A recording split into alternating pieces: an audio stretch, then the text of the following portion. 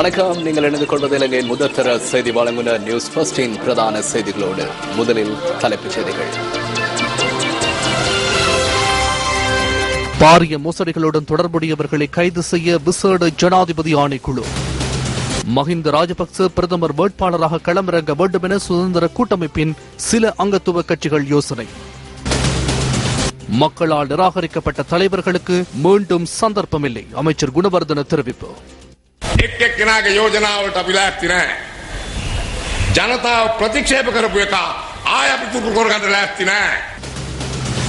காணாமற் போன தமது உறவினரை தேடித் தருமாறு வலியுறுத்தி யாழ்ப்பாணத்தில் கவனஈர்ப்பு போராட்டம். இனி விரிவான செய்திகள். பாரிய ஊழல் மோசடிகள் தொடர்பில் தண்டனை வழங்க விசேட ஜனாதிபதி ஆணைக்குழுவை அமைப்பதாக ஜனாதிபதி மைத்ரிபால சிறிசேன தெரிவித்துள்ளார். அரலகாங்வில பிரதேசத்தில் இடம்பெற்ற கூட்டம் ஒன்றில் கலந்து கொண்டு உரையாற்றும் போதே ஜனாதிபதி இதனை தெரிவித்தார். புலத்திசைப்புற மக்களுக்கு நன்றி தெரிவிக்கும் நிகழ்வு இன்று அரலகாங்வில பிரதேசத்தில் இடம்பெற்றது.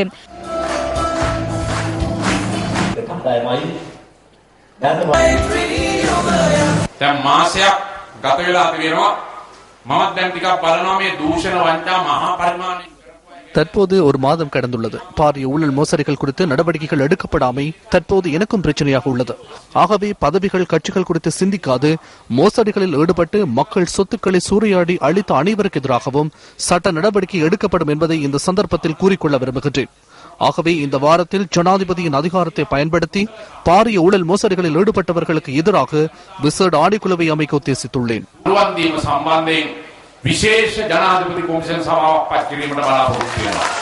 நூறு நாள் திட்டத்தை நிறைவேற்றிக் கொள்வதற்காக பாராளுமன்றத்தில் பெரும்பான்மையை பெற்றுக் கொள்ள வேண்டியதன் அவசியம் குறித்து இதன்போது ஜனாதிபதி சுட்டிக்காட்டினார்.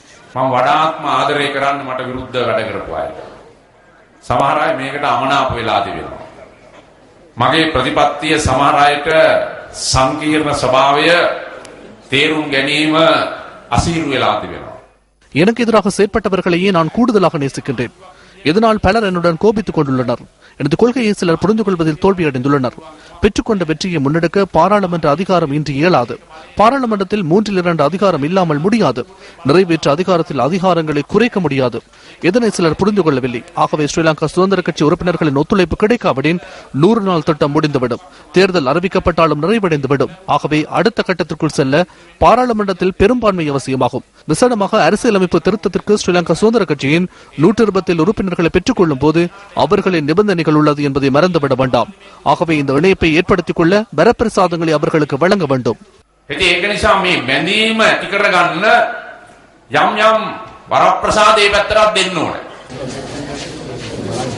இதேவேளை பொலனர்வ ரோயல் கல்லூரியின் 50வது ஆண்டு பூர்த்தியை முன்னிட்டு இடம்பெற்ற நிகழ்வில் ஜனாதிபதி மைத்ரிபால சிறிசேன பிரதம அதிதியாக கலந்து கொண்டார். இதன்போது புதிய தொழில்நுட்ப ஆய்வுக்கூடத்தை ஜனாதிபதி திறந்து வைத்தார். கல்லூரியின் 50வது ஆண்டு பூர்த்தியை முன்னிட்டு மரம் நடும் நிகழ்விலும் ஜனாதிபதி கலந்து கொண்டார்.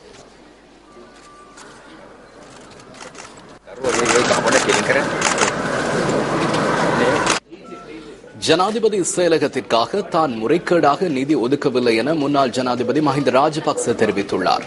அரசாங்கம் முன்வைக்கும் குற்றச்சாட்டுகளுக்கு பதிலளிக்கும் வகையில் முன்னாள் ஜனாதிபதி மஹிந்த ராஜபக்ச இன்று மீண்டும் அறிக்கையொன்றை வெளியிட்டுள்ளார். மக்கள் திசை திருப்பப்படுவதை தடுக்கும் வகையில் இந்த அறிக்கையை வெளியிடுவதாக அவர் குறிப்பிட்டுள்ளார்.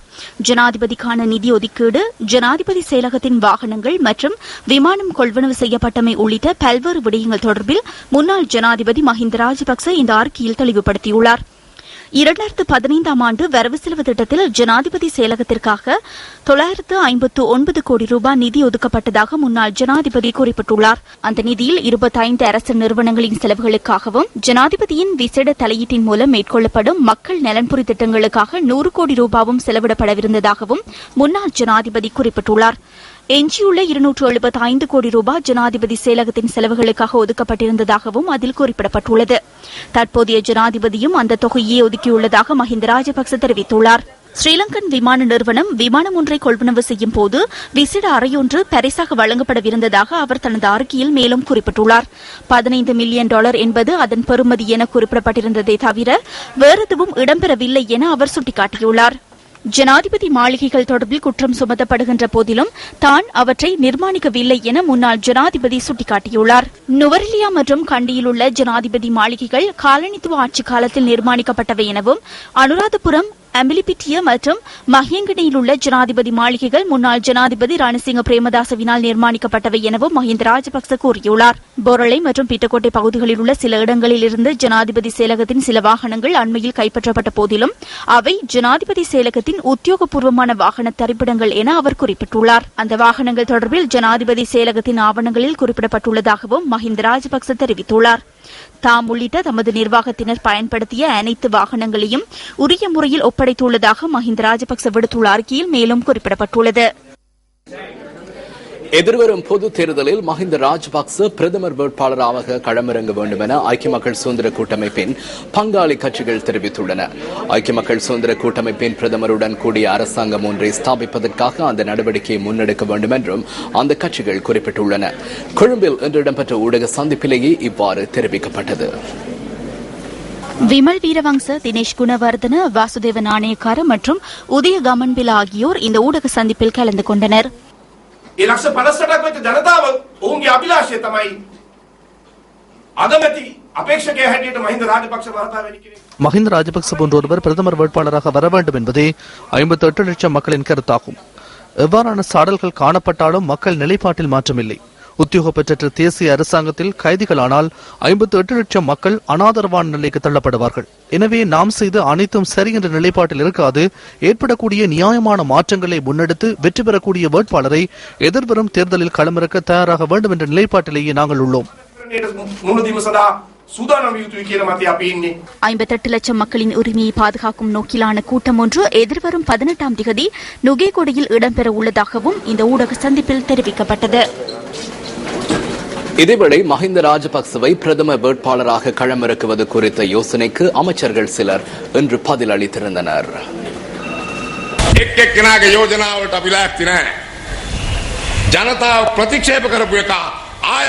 ஒவ்வொருவரின் யோசனைகளுக்கு நாங்கள் தயாரில்லை. மக்களால் புறக்கணிக்கப்பட்டவரை மீண்டும் அரவணைத்துக் கொள்ள நாம் தயாரில்லை. விருப்பமான இவரையும் அரவணைத்துக் கொள்ளுங்கள், அது எமக்கு பிரச்சனையும் இல்லை. பாலில் சாணத்தை கலக்க நாம் விரும்பவில்லை. நாட்டை மீண்டும் அளிக்க இடமளிக்க முடியாது.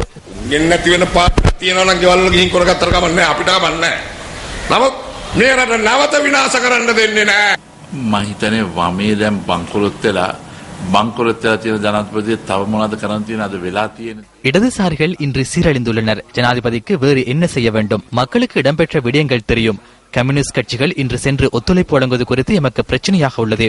நாட்டில் எவ்வாறான விடயங்கள் முன்னெடுக்கப்பட்டது என்று மக்களுக்கு தெரியும். ஜனநாயக கட்சி என்ற வகையிலேயே நாங்கள் செயற்படுகின்றோம். அதிகாரத்தை கையில் எடுத்து செயற்பட வேண்டியதில்லை. ஆகவே தொடர்ந்தும் இடதுசாரிகள் அழிவை நோக்கி செல்கின்றனர். நீதி அப்படி அத்தர் ගන්න ඕනේ නැත්තම් මෙලහකට පෙන්නලා මොනවද කරලා තියෙන්නේ කියන්නේ. අපිට බඩුත් එක්ක හුරු අල්ල கூட்டமைப்பின் சில கட்சிகள் நடத்த தயாராகும் கூட்டத்திற்கு தனக்கு இன்னும் அழைப்பு கிடைக்கவில்லை என முன்னாள் ஜனாதிபதி மஹிந்த ராஜபக்ச என்று தெரிவித்தார். இன்று மதியம் வெலிக்கடை சிறைச்சாலைக்கு சென்ற முன்னாள் ஜனாதிபதி மஹிந்த ராஜபக்ச பாராளுமன்ற உறுப்பினர் திஸ்ஸா அத்தநாயக்கவை சந்தித்துள்ளார்.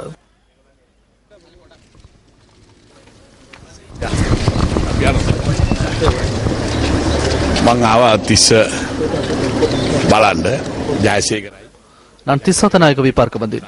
ஜெயசேகரவை வழியில் அழைத்துச் சென்றுள்ளனர். குருவிட்டவிற்கு கொண்டு சென்றுள்ளனர். அங்கு அமரவீரர் என்று ஒருவர் இருந்தார். அவர் கடற்படையில் இருந்தார். அவரையும் கைது செய்துள்ளனர். அவரது உத்தியோகபூர்வமான துப்பாக்கியை வைத்திருந்தமையினால் அவரை உள்ளே வைத்துள்ளனர். அவர்கள் இருவரையும் பார்த்துவிட்டு வந்தேன்.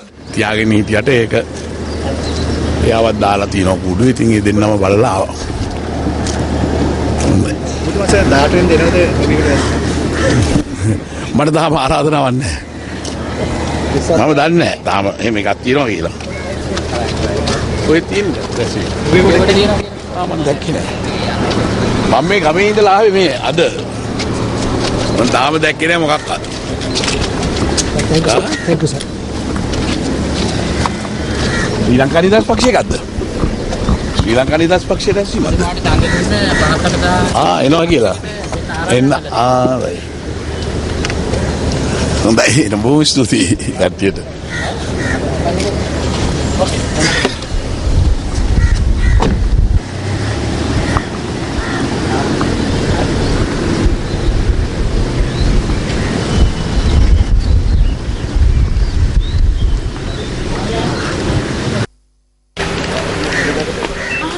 இதேவேளை திஸ் சத்தநாயகவின் புதல்வியும் தனது தந்தையை பார்ப்பதற்காக வெலிக்கடை சிறைச்சாலைக்கு சென்றிருந்தார்.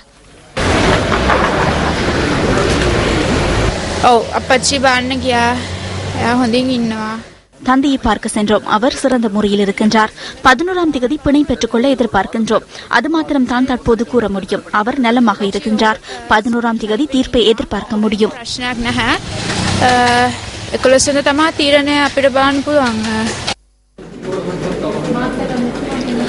காணாமற் போன தமது உறவுகளை தேடித் தருமாறு வலியுறுத்தி யாழ்ப்பாணத்தில் இன்று கவனஈர்ப்பு போராட்டம் ஒன்று முன்னெடுக்கப்பட்டது. யாழ் மத்திய பஸ் நிலையத்துக்கு அருகே காலை 9 மணி அளவில் கூடிய மக்கள் அங்கிருந்து யாழ் மாவட்ட செயலகம் வரை பேரணியாக சென்றுள்ளனர். காணாமற் போயுள்ள தமது உறவுகளை தேடித் தருமாறு வலியுறுத்தும் வகையில் இதன்போது அவர்கள் கோஷங்களை எழுப்பினர்.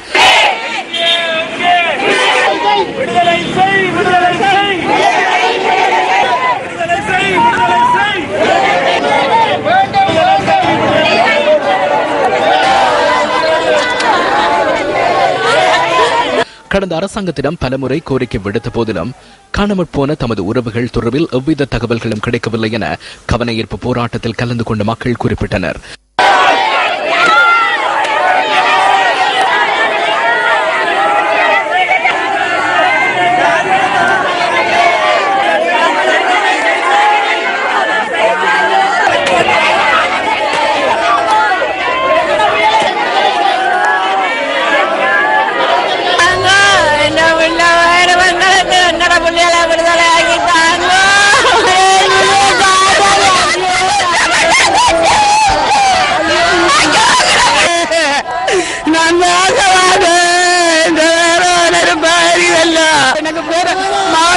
உதவி ஒருத்தருமே இல்ல.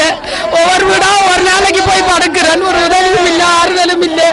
பிள்ளைய விடுதலை செய்யுங்கோ, விடுதலையாகுங்க, விடுதலையை தாங்குங்கட. கணவர் மேரத்துல 2006 இருந்து காணாம போய் நாங்கள் தனிப்பட்டது நீல வாழும் பிள்ளைகளும் இருக்கு.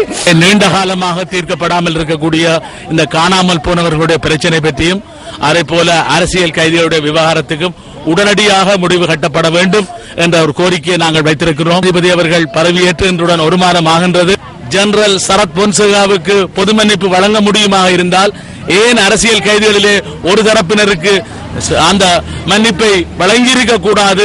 ஏன் இந்த காணாமல் போனவர்கள் எங்கே மறைத்து வைத்திருக்கிறார்கள் என்ற விவரத்தை அரசாங்கம் இன்னமும் வெளியிட தயங்குகின்றது என்ற கேள்வியை இந்த பொதுமக்கள் சார்பில் நாங்கள் கேட்க விரும்புகிறோம். ஆகவே இந்த பிரச்சனைக்கு இனிமேலும் தாமதிக்காமல் அரசாங்கம் உடனடியாக விடுதலை செய்ய வேண்டும். இல்லை என்றால் நாங்கள் எங்களுடைய எதிர்ப்பு போராட்டங்களை, ஆர்ப்பாட்டங்களை விரிவுபடுத்த வேண்டிய ஒரு நிலைமைக்கு தொடரும். ஆனால் இந்த ஆட்சி மாற்றம் ஏற்பட்ட பின்னர் இந்த ஆட்சி பீடத்தில் மைத்திரியை ஏற்றுவதற்கு காரணமாக இருந்த தமிழ் மக்களை தவிர பாதிக்கப்பட்டவர்கள் அனைவருக்கும் நியாயம் கிடைத்துவிட்டது. தமிழ் மக்களுக்கு மட்டும்தான் இன்னும் நியாயம் கிடைக்கவில்லை. அதே நேரத்திலே இந்தியாவும் மேற்கு நாடுகளும் இலங்கையில் இருந்த தங்களுடைய அந்த சீனாவினுடைய ஆதிக்கம் என்ற நெருக்கடியில் இருந்து அவர்களும் விடுபட்டுக் கொண்டிருக்கின்றார்கள். ஆனால் மைத்திரிபால இவ்வளவு நடைபெற்றது மைத்திரிபால என்கின்ற மனிதர் ஆட்சியேறிய படியால் மட்டும்தான் நடந்து கொண்டிருக்கின்றது. வாக்களிக்க செய்து மைத்திரியை ஆட்சி பீடம் ஏற்றியவர்கள் இன்று எங்களுடைய மக்களை கைவிட்டு விட்டார்கள். இன்று 1 மாதத்திற்கு பின்னரும் ஒரு நபர் கூட இதுவரைக்கும் விடுதலை செய்யப்படவில்லை. ஆகவே இந்த மக்களுக்கு உடனடியாக நீதி வழங்கப்பட வேண்டும். இல்லை என்று சொல்லி சொன்னால் நிச்சயமாக நாங்கள் இந்த போராட்டங்களை எதிர்காலத்தில் வடக்கு கிழக்கு ரீதியிலே தொடர்ச்சியாக நாங்கள் நடாத்துவோம். யாழ் மாவட்ட செயலக வளாகத்தில் முற்பகல் 11 மணி வரை முன்னெடுக்கப்பட்ட கவனஈர்ப்பு போராட்டத்தை அடுத்து மகஜர் ஒன்றும் கையளிக்கப்பட்டுள்ளது. காணாமற் போனவர்களின் உறவினர்கள் கையளித்த மகஜரை தமது அலுவலக உத்தியோகத்தர்கள் ஏற்றுக்கொண்டதாக யாழ் மாவட்ட அரசாங்க அதிபர் சுந்தரம் அருமை நாயகம் நியூஸ் ஃபர்ஸ்டுக்கு தெரிவித்தார். கடந்த 10 வருடங்களுக்கு மேல் தொண்டர் ஆசிரியர்களாக பணியாற்றும் தமக்கு நிரந்தர ஆசிரியர் நியமனம் வழங்குமாறு கோரி புத்தளத்தில் இன்று கவனஈர்ப்பு போராட்டம் முன்னெடுக்கப்பட்டது. கொழும்பு புத்தளம் பிரதான வீதியில் காலை 9 மணி தொடக்கம் கோஷங்களை எழுப்பியவாறு தொண்டர் ஆசிரியர்கள் கவனஈர்ப்பு போராட்டத்தில் ஈடுபட்டிருந்தனர்.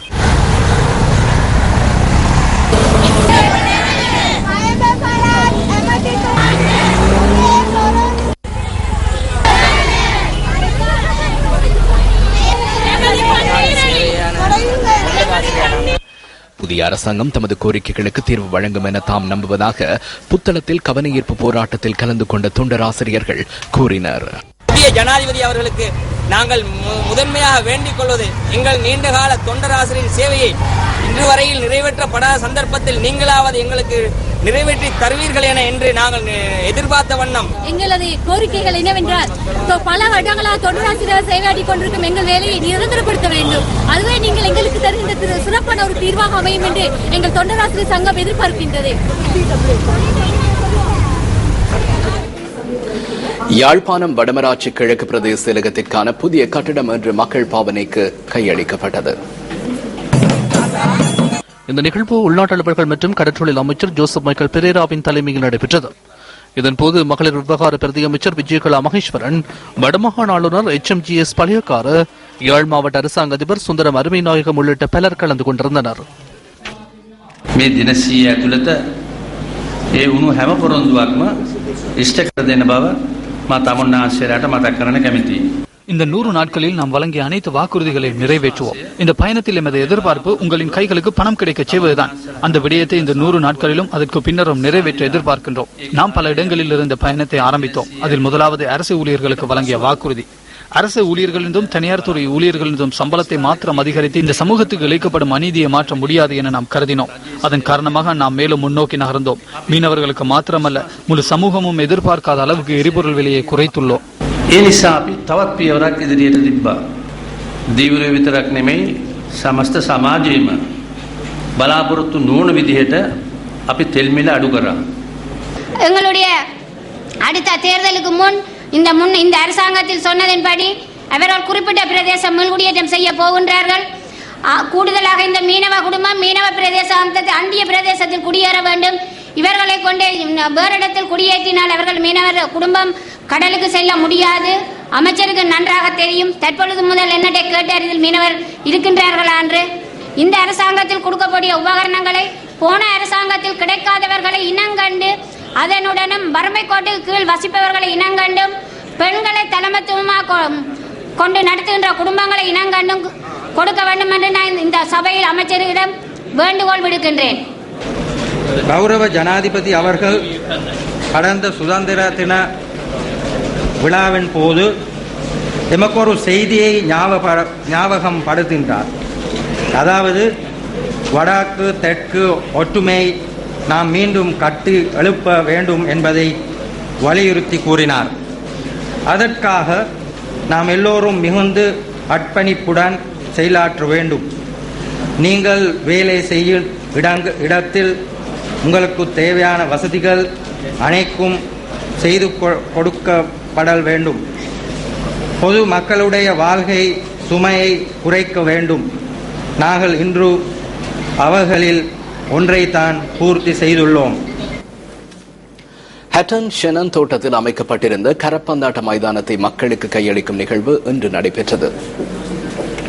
இந்த நிகழ்வில் இலங்கை தொழிலாளர் காங்கிரசின் பொதுச் செயலாளரும் நுவரெலியா மாவட்ட பாராளுமன்ற உறுப்பினருமான ஆறுமுகன் தொண்டமான் கலந்து கொண்டார். இதன்போது கண்காட்சி கரப்பந்தாட்ட போட்டியொன்றும் நடைபெற்றது. இப்ப நம்மளுக்கு ஒரு முக்கியமான வேலை இருக்கு. மார்ச் 30ஆம் தேதியோட சம்பளம் கேட்கணும். சில பேர் சொல்லியிருக்காங்க மக்கள் வீதியில இறக்கி போராடுவோம். மக்கள் வீதியில இறக்க வேண்டிய அவசியமே கிடையாது. அவ்வளவு தைரியம் இருந்தா அந்த தலைவர்கள் வீதியில இறக்கி போராடணும், மக்களை இறக்காம. சம்பளம் சில பேர் சொன்னாங்க ஒரே சம்பளமா வேணும்னு. அது நியாயமான கோரிக்கை தான். ஒரே சம்பளமா வாங்குவோம், எல்லாருக்கும் ஒரே சம்பளம் கிடைக்கும். நல்லா வேலை செய்யறது இன்னும் கொஞ்சம் அதிகமாக கிடைக்கும். ஏன்னா நல்லா வேலை செய்யறவங்கள மட்டுப்படுத்த முடியாது, நம்ம அவங்கள ஊக்குவிக்கணும். அதனால எல்லாத்துக்கும் ஒரே சம்பளம் வாங்கிட்டு நல்லா வேலை செய்யறவங்க இன்னும் கொஞ்சம் எக்ஸ்ட்ரா வாங்கி கொடுப்போம். ஆனா இந்த பையன் நிச்சயமா எனக்கு நம்பிக்கை இருக்கு, நீங்க எதிர்பார்க்கறதை விட ஒரு நல்ல சம்பளம் கிடைக்கும். இந்த பையன் ஒரே ஒரு சிக்கல் வருது, திடீர்னு தேர்தல் நடுவில் வந்தா சம்பள உயர்வை தள்ளி வைக்க வேண்டியது இருக்கும். பேச்சுவார்த்தை எப்ப பேசி முடிச்சாலும் ஏப்ரல் 1ஆம் தேதியில இருந்து அந்த புது சம்பளம் கொடுக்கணும். உங்களுக்கு ஞாபகம் இருக்கு, போன பையனை கூட அரியர்ஸ் வாங்கணும். அந்த மாதிரி எப்ப பேசி முடிச்சாலும் கூட இது ஏப்ரல் 1ஆம் தேதியில இருந்து கொடுக்கணும். அதான் நிலப்பாடு. ஆனா இந்த சம்பள உயர்வு வாங்குறது எங்க கையில மாத்திரம் இல்லை, உங்க கையிலயும் இருக்கு. கட்டுப்பாடா நீங்க இருக்கணும். உங்க பலம் தான் எங்களுக்கு சக்தி. கிட்டத்தட்ட 10,000 பிள்ளைகளை பயிற்சி கொடுத்துருக்கோம் பிரஜாசக்தி மூலமா. அதுல உள்ள 40 பேருக்கு சம்பளம் கொடுக்கல. நான் முந்தின நாள் கேட்கிறேன், எல்லாரும் ஒத்துக்கிறாங்க. 400 பேருக்கு சம்பளம் கொடுக்கல. அப்ப நான் சொன்னேன் பார்லிமெண்ட்ல, 400 பேர் அவங்க கல்யாணம் பண்ணிருக்காங்க. அதுல 400 புள்ள குட்டி இருக்கும், அம்மா அப்பா இருப்பாங்க, இன்னும் 200 இருக்கும். 1000 பேரை பட்டி போட்டீங்கன்னு சொல்றேன். எல்லாரும் அங்கிட்டு உள்ளவங்க எல்லாம் நினைக்கிறாங்க, அங்குள்ள எம்பி எல்லாம் நினைச்சாங்க அது அநியாயம்னு நினைச்சாங்க. ஜனாதிபதி நினைச்சாரு அநியாயம்னு. நம்மள ஒருத்தன் போய் குசுன்னு எல்லா எம்பிக்கிட்டையும் பேசுறான், அதுக்காக காசு கொடுக்க கூடாதுன்னு. 400 பேருக்கு இன்னைக்கு வேலை வாங்குறது லேசான விஷயமா? வெளியில கவர்மெண்ட் வேலை வாங்குறது அதை இல்லாம பண்றதுக்கு நம்ம ஆள் அனுப்புறோமே, அதான் எனக்கு வருத்தம். யாரா இருக்கட்டும், ஏன் பேரை சொல்றோம்? உயிர் போல ஆகையினால நீங்க கவனமா இருங்க. மக்கள் கருத்து கணிப்பின்றி திருத்தத்துக்குள் உட்படுத்தக்கூடிய நிறைவேற்று ஜனாதிபதி முறைமையின் அதிகார குறைப்பே தற்போதைய நோக்கம் என மக்கள் விடுதலை முன்னணி தெரிவித்துள்ளது. அதிகார மாற்றமும் மக்கள் சவாலும் என்ற துணைப்பொருளின் கீழ் கண்டியில் நேற்று இடம்பெற்ற கூட்டம் ஒன்றில் மக்கள் விடுதலை முன்னணியின் பிரதான செயலாளர் டில்வின் சில்வா இதனை தெரிவித்தார். மக்கள் ஆணையில் தெரிவான ஜனாதிபதி ஒருவரை விளக்க வேண்டுமாயின் மீண்டும் மக்கள் ஆணையை கோர வேண்டும். மக்கள் கருத்து கணிப்பின்றி ரத்து செய்ய வேண்டிய அனைத்து அதிகாரங்களையும் ரத்து செய்வதே தற்போதைய நோக்கமாக காணப்படுகின்றது. இது முதலாவது கட்டமாக காணப்பட்டாலும் அடுத்த கட்டங்களில் ஏனைய அதிகாரங்களையும் ரத்து செய்துவிட முடியும். தற்போதைய ஜனாதிபதியின் அதிகாரங்களை குறைக்கும் கொள்கையிலேயே நாங்கள் உள்ளோம். அதாவது ஜனாதிபதி அரசு தலைவராகி பிரதமர் உள்ளிட்ட அமைச்சரவை அரசாங்கத்தின் தலைமைத்துவமாக காணப்பட வேண்டும். அடுத்தபடியாக சுயாதீன ஆணைக்குழுக்கள் ஸ்தாபிக்கப்பட வேண்டும்.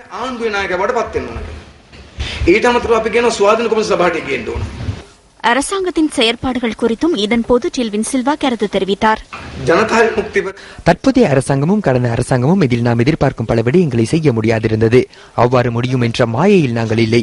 ஆனால் ஒரு சில விடயங்களை நிறைவேற்ற முடியும் என எதிர்பார்ப்புகள் உள்ளன. அமைச்சரவை தெரிவு ஏற்றுக்கொள்ள முடியாது என சிலர் கூறுகின்றனர். அமைச்சு பதவிகளை வழங்கிய விதமும் முறைகேடானது என கூறுகின்றனர். ஆனால் அதில் நாங்கள் தலையிடவில்லை. அது அரசாங்கத்தின் பணியே தவிர எமதல்ல. ஆரம்பத்திலேயே ஐக்கிய தேசிய கட்சியில் அனைவருக்கும் அமைச்சு பதவிகள் கிடைத்துள்ளன. இது நல்லாட்சிக்கு சிறந்த விடயம் அல்ல.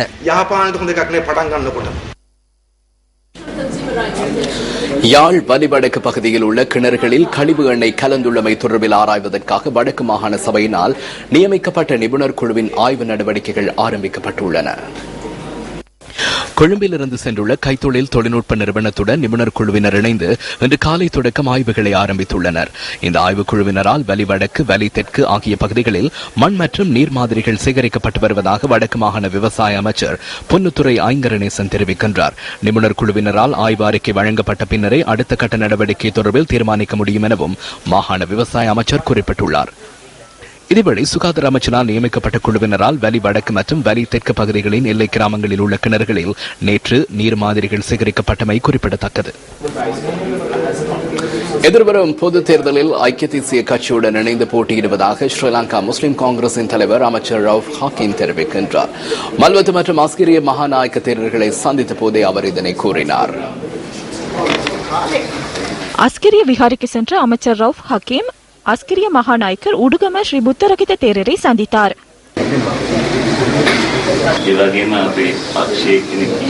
எமது கட்சியின் ஒருவர் நேற்று முதலமைச்சராக சத்திய பிரமாணம் செய்து கொண்டார். அத்துடன் அமைச்சரவையுடன் இணைந்து கிழக்கு மாகாணத்தில் தேசிய அரசாங்கம் ஒன்றை அமைக்க ஒன்றிணையுமாறு அனைத்து கட்சிகளுக்கும் அழைப்பு விடுத்துள்ளோம்.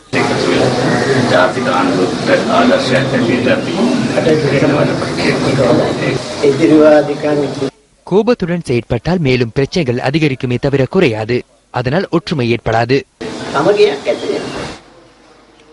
மல்வத்து மகாநாயக்கரை சந்தித்ததன் பின்னர் அமைச்சர் ஊடகங்களுக்கு கருத்து தெரிவித்தார். ஜனாதிபதி මැතිවරණට පෙර සිටම එක්සත් ජාතික පක්ෂයත් සමග සාකච්ඡා. ஜனாதிபதி தேர்தலுக்கு முன்னர் நாம் ஐக்கிய தேசிய கட்சியுடன் கலந்துரையாடி புரிந்துணர்வு உடன்படிக்கை ஒன்றை செய்து கொண்டோம். ஒன்றிணைந்து போட்டியிட்டு பெரும்பான்மையை பெற்றுக் கொள்வதற்காக செயற்படுவதாக அதில் குறிப்பிடப்பட்டுள்ளது. கட்சிகள் வேறாக போட்டியிட்டாலும் 2 வருடங்களுக்கு தேசிய அரசாங்கம் ஒன்றுக்கே செல்வோம். அதற்காக நாம் உறுதி வழங்கியுள்ளோம். අවුරුදු දෙකකට අපි පාත්තු කරගෙන යන්නේ කියන පිළිබඳ පොරොන්දුකුත් දීලා තිබෙනවා. மரச்சின்னத்தில் போட்டியிடுவதில்லையா? සමහර විට සමහර ප්‍රදේශ தேவை ஏற்படின் சில பகுதிகளில் போட்டியிடலாம். எனினும் நாம் செய்து கொண்டுள்ள புரிந்துணர்வு உடன்படிக்கையின்படி அவ்வாறு செயற்படுவதற்கு எதிர்பார்ப்பு இல்லை. බලාපොරොත්තු වෙන්නේ නැහැ. மட்டக்களப்பு செட்டிப்பாலம் பிரதேசத்தில் நேற்று பிற்பகல் இடம்பெற்ற கூட்டம் ஒன்றில் தமிழ் தேசிய கூட்டமைப்பின் பார்லிமென்ட் உறுப்பினர் பொன் செல்வராசா இவ்வாறு கருத்து வெளியிட்டார். முஸ்லிம் காங்கிரஸ் மத்தியிலே மைத்திரி ஆட்சியுடன் இருக்கிறார்கள். கிழக்கு மாகாணத்திலே அவர்கள் இருக்கின்ற ஆட்சி ராஜபக்ஷ ஆட்சி. இதை பார்க்கின்ற பொழுது வெட்கமாக இல்லையா? வெட்கி தலைமுடிய வேண்டும். அவர்கள் இப்படி ஆட்சி அமைப்பதற்கு வெட்கி தலைமுடிய வேண்டும். அந்த அளவுக்கு அரசியலிலே அனுபவம் பெற்றிருந்தும் அனுபவம் இல்லாதவர்களாக மக்களை சரியாக மக்களாக மதியாமல் மக்களின் ஆளுமைக்கும் மக்களின் உரிமைக்கும் அவர்கள் எதுவும் கொடுத்து விட முடியாமல் இந்த ஆட்சியை அமைத்திருக்கிறார்கள். முஸ்லிம்களிலே பல பேர் கூறுகிறார்கள், இந்த முறை அந்த முதலமைச்சர் பதவி கூட்டமைப்புக்கு, தமிழ் கூட்டமைப்புக்கு செல்ல வேண்டும், அதுதான் நீதி என்று கூறுகிறார்கள். ஆகவே அந்த நீதிக்கு மாறாக அவர்கள் இதை பெற்றிருக்கின்றார்கள்.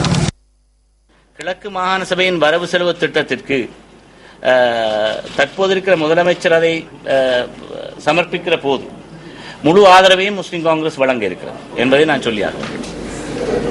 சுயதொழில் ஊக்குவிப்பாளர் சங்கத்தின் தலைவர் மஹிந்த கஹதகமகே கொழும்பு லஞ்ச ஊழல் விசாரணை பிரிவினரால் இன்று கைது செய்யப்பட்டுள்ளார். நிதி மோசடி செய்யப்பட்ட சம்பவம் தொடர்பில் அவர் கைது செய்யப்பட்டதாக போலீஸ் ஊடக பிரிவு குறிப்பிட்டது. சம்பவம் தொடர்பிலான மேலதிக விசாரணைகள் ஆரம்பிக்கப்பட்டுள்ளன. இலங்கையின் ரம்மியத்திற்கு சான்று பகரும் இயற்கை வளங்களில் ஒன்றான காலி உணவாற்றுன கடற்கரை என்று அழிந்து வரும் நிலை ஏற்பட்டிருக்கிறது. இதனை நம்ப முடியுமா? இது தொடர்பாக நியூஸ் ஃபர்ஸ்ட் வழங்கும் விசேட தொகுப்பு அடுத்து.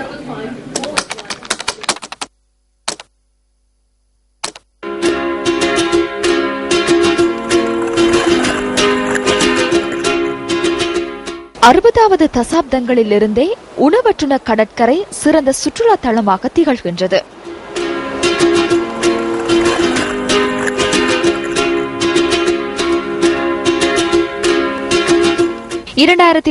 ஆண்டில் உலகின் ரம்யமான கடற்கரைகளில் ஒன்றாக இது தெரிவாகியது. 2013 ஆண்டில் சிறந்த 10 சுற்றுலா தளங்களில் இந்த கடற்கரையும் ஒன்றானது. இவ்வாறான ஒரு ரம்யமான கடற்கரை அழிவடைவதை ஏற்றுக்கொள்ள முடியுமா?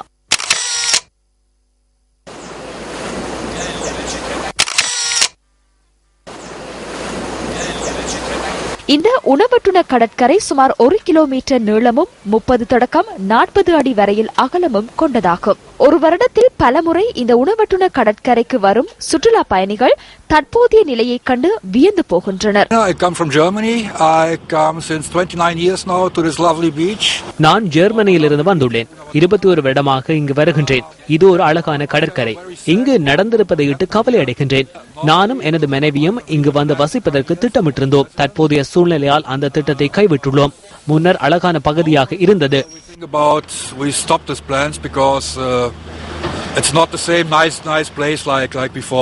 கரையோர பாதுகாப்பு திணைக்களத்தினால் அமைக்கப்பட்டுள்ள கருங்கற்களாலான இந்த பகுதியே உணவற்றுன கடற்கரையின் அழிவுக்கு முக்கிய காரணமாகியுள்ளது.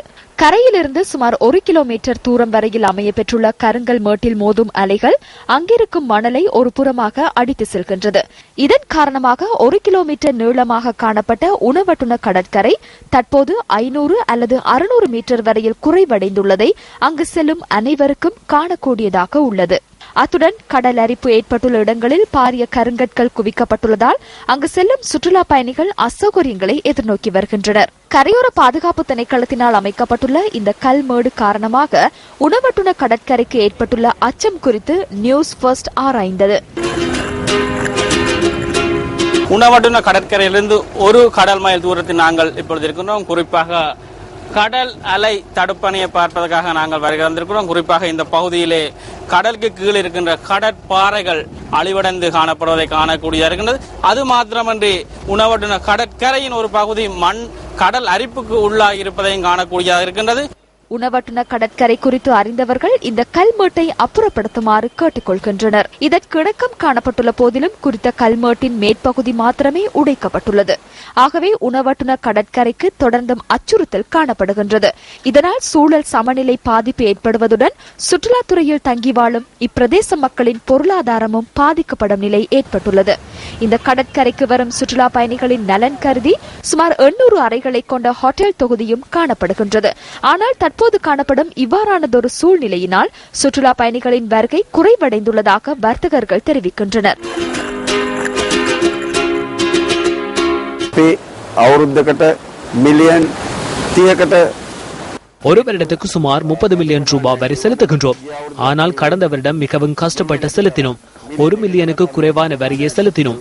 எவ்வளவு நட்டம் ஏற்பட்டுள்ளது என்பதை நீங்கள் அறிந்து கொள்ள முடியும். உணவட்டுணவுக்கு வருகை தரும் சுற்றுலா பயணிகள் ஒரு வருடத்துக்கு 17 வீதமாக குறைகின்றது.